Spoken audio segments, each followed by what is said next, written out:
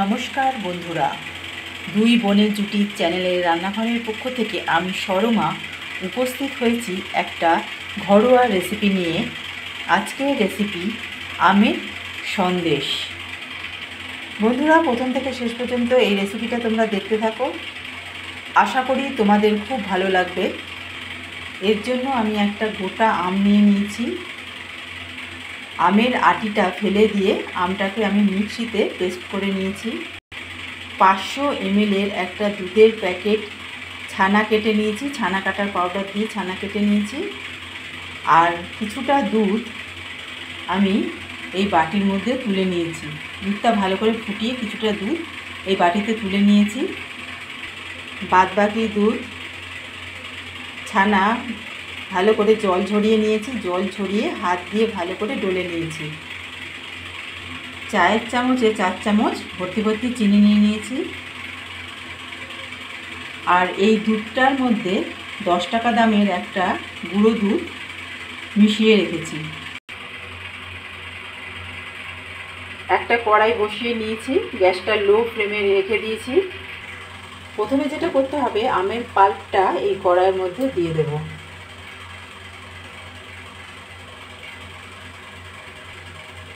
এবার এই চিনিটা এর মধ্যে মিশিয়ে দেব।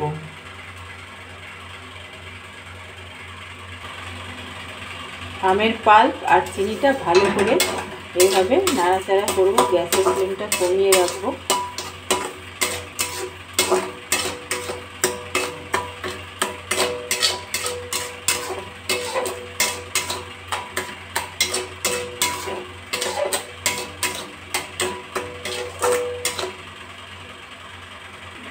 ছানাটাকে কাপড়ের সাহায্যে ভালো করে জলটাকে ঝরিয়ে নিয়েছি। এবার 5 মিনিট এইভাবে ডলা দিতে হবে, ভালো করে দলতে হবে। 5 মিনিট ধরে এইভাবে হাতের তালু দিয়ে এটাকে দলতে হবে।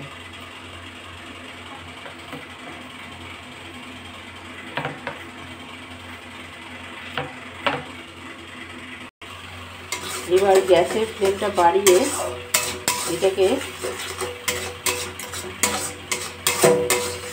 ভালো করে নাড়াচাড়া দিতে হবে।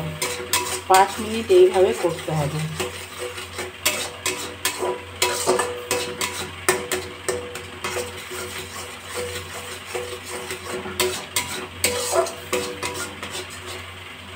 খুব সুন্দর একটা রেসিপি, খুব সহজেই হয়ে যাবে। বন্ধুরা, প্রথম থেকে শেষ পর্যন্ত তোমরা দেখতে থাকো। 5 মিনিট হয়ে গেছে। এবার আমি গ্যাসের ফ্লেমটা কমিয়ে দেবো। চিনি আর আমের পাল্প একসাথে মিশে গেছে। এবার একটু একটু করে যে গুঁড়ো দুধ মেশানো দুধটা দেব।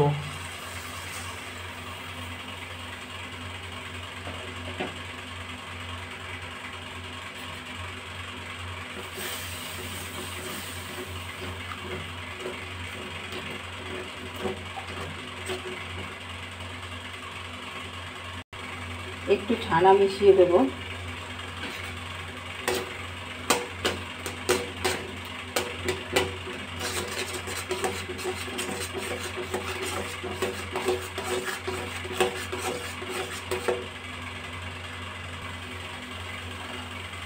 এবার আরেকটু দুধ রয়েছে, সেটা দিয়ে দেব।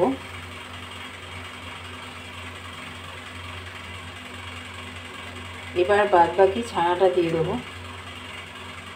ছানাটা কিন্তু 5 মিনিট ভালো করে আমি হাত দিয়ে ডলে নিয়েছি।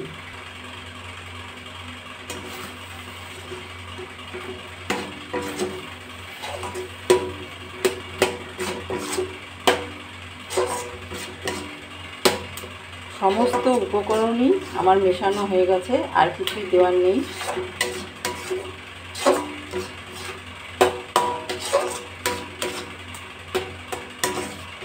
এইভাবে এবার এটা নাড়াচাড়া করতে থাকবো যতক্ষণ না পর্যন্ত এটা একটু শুকোচ্ছে।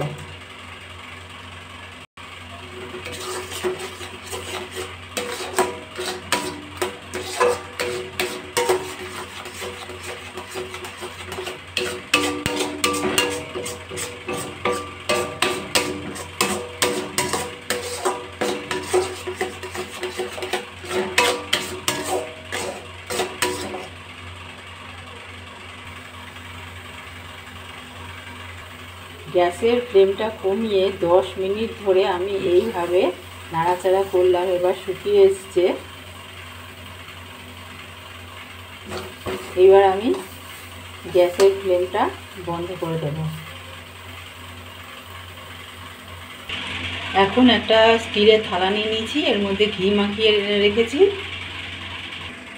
কড়াইয়ের থেকে পুরটা থালার মধ্যে নামিয়ে হাত দিয়ে চেপে চেপে এইভাবে বসিয়ে দিলাম। ওপর দিয়ে একটু পেস্তা ছড়িয়ে দিয়েছি, একটা গ্রেটার দিয়ে পেস্তা ঘষে ছড়িয়ে দিয়েছি। আধ ঘন্টা হয়ে গেছে, ঠান্ডা হয়ে গেছে। এবার আধ ঘন্টার জন্য আমি নর্মাল ফ্রিজে এটা রেখে দেব। আধ ঘন্টা পর ফ্রিজ থেকে বার করে নিয়েছি। এবার পিস পিস করে কেটে নেব।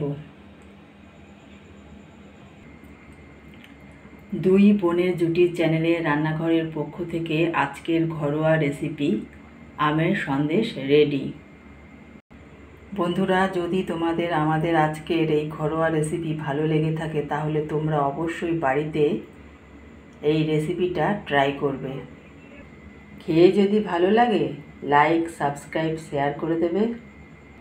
খুব সহজে কম উপকরণ দিয়ে তৈরি হয়ে গেল আমের সন্দেশ। আবার কোনো একদিন অন্য কোনো ঘরোয়া রেসিপি নিয়ে উপস্থিত হব তোমাদের সামনে। ততক্ষণ পর্যন্ত তোমরা ভালো থাকবে, সুস্থ থাকবে।